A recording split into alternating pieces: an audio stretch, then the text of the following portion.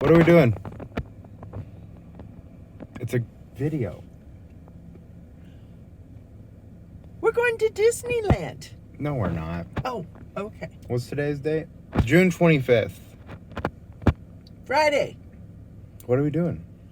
Going to Salina. Cool. Here at a nursery getting plans for, it's facing me, not you, Okay.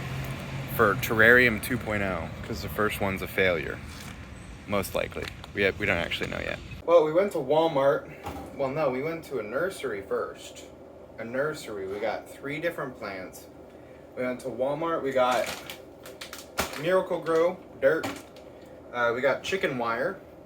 And this beautiful pot, which, by the way, Walmart, if you're watching this, you're not, but if you were, you have a pot that is literally the exact same thing, and this one has a glass lid. You have the exact same thing, but this another lid has a cork, and it's named terrarium, and it's like $15 extra. You don't need to do that. I'm glad I checked in the kitchen area instead of the plant area, because this was cheaper, and it's bigger, honestly, quite bigger. So, we went and got chicken wire. I filled this with gravel. Gravel is there because the whole idea of terrarium is that they water themselves. So the water that you provide in the terrarium will be reused indefinitely, pretty much. So you have rocks at the bottom because you want drainage for the water. So whenever the water and the humidity drops down onto the plants and goes through the dirt, it can pile it up at the gravel. And then that is where it evaporates and goes back to the top and then rains back down. So the reason why we have chicken wire is because we want to prevent the dirt going down into the rocks. The idea is that we don't want water sitting in the dirt, because then that creates a whole bunch of problems that I don't want to deal with. So my lovely grandmother has cut this out very amazingly, might I add, who is sitting right there. And so basically, what I'm going to do, I'm going to put this in there, and it's going to sit on top of the rock, so it'll be right here-ish. And so it'll prevent dirt from getting down in there, into the rocks. And we can bend it a little bit because it's just metal. So, if you look right there you see the chicken wire. And so it prevents... I would bet you could flip this upside down, but I'm not going to. So then, we put dirt on top of that, and I'll do here in a second. But first, we're going to showcase the beautiful little plants we have. This is that one doesn't have it doesn't have a tag, but it's a watermelon tropical, and that's all I remember. We have this beautiful red one, and this is I don't know, red plant? Does it say? No. Okay, we're going to call this one watermelon, that one's red. And the important thing is that they're tropical plants, because then you need medium light and moist soil. This is going to be a high humidity terrarium, so that makes sense. Now this one, which I'm probably most excited for, which actually, yeah, it has wood. So that's another thing that I'll get to in a second. But it's called a ZZ plant, and it needs drainage, which we already have. It can have low indirect light, which is the important thing, and there's a temperature gauge, which we're well within.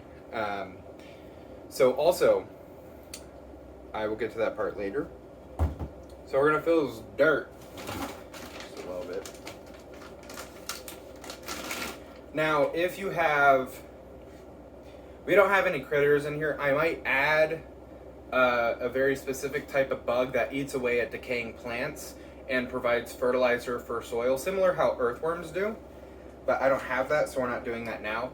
Literally, you can just go outside and grab like a patch of dirt, put it in there, and they'll repopulate, and they're everywhere. So this looks like good dirt. You don't want to compact the dirt. That's important. Don't compact dirt. So I put a little more than the required dirt. That's pretty good. And it is getting into the rock level a little bit, but not too much, which is okay. So Don't want to compact the dirt. You want to start with the biggest ones first. Yeah, start with the biggest first. And what you're going to do, this is not a tutorial, I'm not a professional, go look up the video. You're going to dig out a little area to sit the dirt in. It's pretty simple. Now there's a dead leaf here which I'm going to remove. If I had those critters in here, I'd leave it because they provide fertilizer. And if you don't add those plants, you'll have to provide fertilizer yourself. This one recommends. Ooh, look at that. We got roots. Now what you're gonna do is, this is called a root mass. You're actually gonna break it up a little bit. Luckily that was the tallest plant. Oh. It's very shiny, but they, as you can see, they're resting in there. Alright, next we're gonna do the watermelon plant. It's literally called the watermelon plant, and it looks like a watermelon. So we're gonna dig a little area here for that one. So similar, we're just gonna tear up the bottom of it a little bit, shove it in there, get dirt all around it. Make sure you want to prevent air pockets. You need you want the dirt or the roots to have encouraged growth, and having air pockets does not help. Last but not least, my favorite, the red one. Now all the tutorials that I look up, staging is very important, so you want the smallest in the front. Alright, now that we got all that done, the biggest thing that kills plants, that every tutorial has told me about, is overwatering it. We don't want to overwater the plants because they'll die, so less is more in this scenario. So they all use the spray bottle, medium, and they all use distilled or Brita filter or filtered water. What you're gonna do is, let me show this first. Look at that.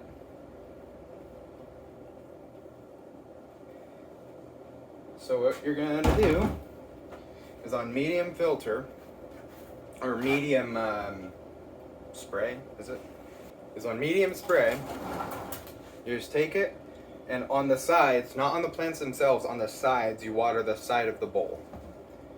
And you just keep going.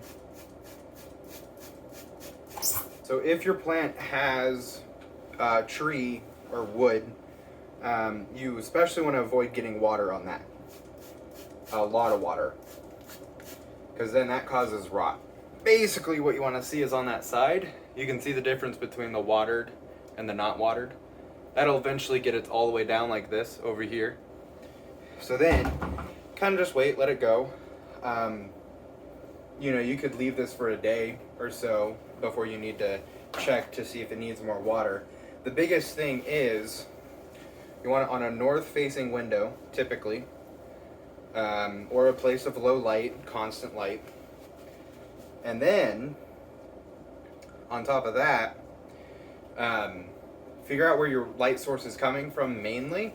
And if you see condensation constantly all the time from that side, you've watered it too much, so just go in with a paper towel and take out some water.